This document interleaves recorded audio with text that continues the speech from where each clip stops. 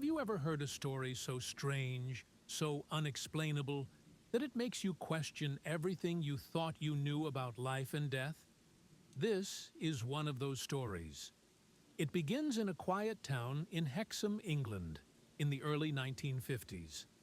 John and Florence Pollock lived an ordinary life there, raising their two young daughters, Joanna, who was 11, and Jacqueline, who was 6. The sisters were inseparable, always together, always laughing. Jacqueline especially had a fiery little personality. She was adventurous, strong-willed, and had a very distinct birthmark over her right eye.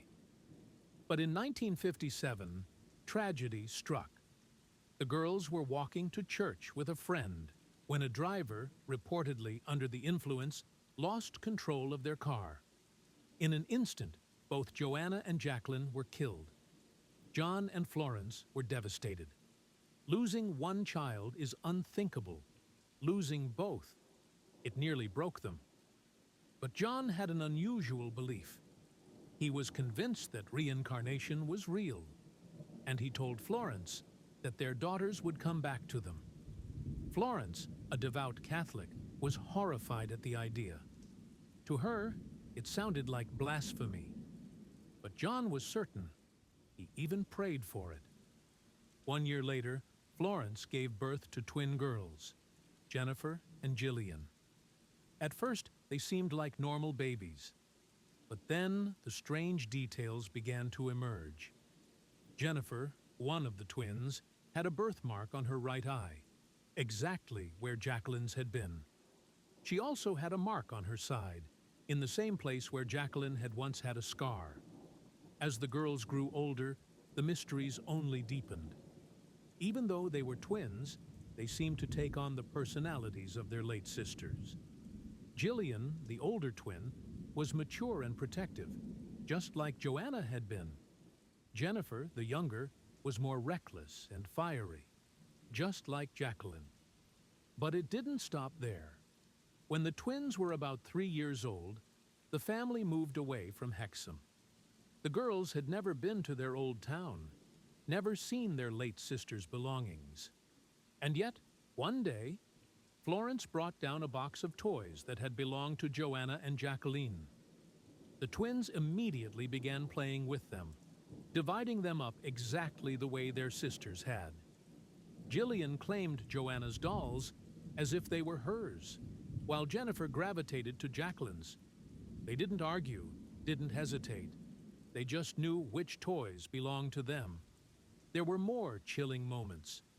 The twins would sometimes ask for toys or clothes by name, items that had belonged to their late sisters, but that the twins had never seen before. They even began to reenact the car accident.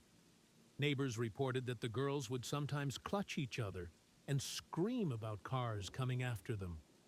Remember, they had no way of knowing what had happened to Joanna and Jacqueline. And then came the most haunting detail. When the family eventually visited Hexham again, the twins, who had never been there, were able to point out landmarks. They knew where the school was, the playground, even the church their sisters used to attend. At one point, Jennifer pointed to a mark on the road and said, "That's where the car hit us." Now think about that. How could two little girls, born a year after their sisters died, have knowledge of places, objects, and experiences they'd never lived through? As the twins grew older, the memories started to fade. By the time they were around 5 years old, they stopped mentioning things about their late sisters, as if the connection was slowly dissolving. Psychologists who studied them said this is common in alleged reincarnation cases. Children recall details when they're very young, but as they grow, the memories slip away. But to this day, the Pollock twins are considered one of the strongest, most compelling cases of reincarnation ever recorded. Even skeptics admit it's a mystery they can't easily explain. Was it genetic memory? Coincidence? Or proof that our souls live more than one life? The Pollock family never fully understood what happened. But John, who had always believed his daughters would return, remained convinced until his death that his prayers had been answered. So, what do you think? Were Jennifer and Gillian truly the rebirth of Joanna and Jacqueline? Or was it all a strange trick of the mind? Some say it's one of the clearest signs that death may not be the end. Others believe it's a story that proves how powerful and how mysterious the human mind really is. But one thing is certain. The story of the Pollock twins will always leave us questioning what happens after we die, and whether the people we lose might just find their way back to us. Imagine living in the middle of nowhere, surrounded by farmland, your only neighbors miles away. Now, imagine hearing footsteps in your attic, when you know you live alone. That's exactly how one of the most terrifying unsolved murder cases in history began. It was March 1922 in a remote part of Bavaria, Germany. The farm was called Hinterkaifeck, and it was home to the Gruber family, Andreas, his wife Cecilia, their daughter Victoria, her 2 young children, and the family's maid. For weeks leading up to the murders, strange things were happening on the farm. Andreas, the father, told neighbors that he kept hearing footsteps in the attic late at night. When he searched, he found nothing. Even stranger, he discovered footprints in the snow leading into the farmyard, but none leaving. The family's maid was so frightened by the constant noises that she quit her job, saying the house was haunted. A new maid was hired, poorly timed, because she had only been there for a few hours before the murders took place. On the evening of March 31st, tragedy struck. Over the next several hours, someone lured members of the family one by one into the barn. First Andreas, then his wife, then Victoria, then little Cecilia, who was only 7 years old. Each of them was brutally murdered with a mattock, a heavy farming tool.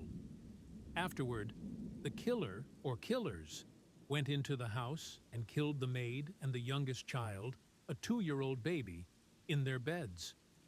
But here's where it gets even more chilling.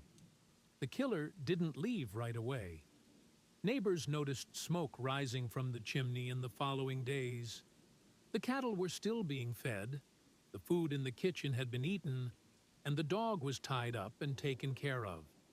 Whoever had murdered the family stayed on the farm, living there for days.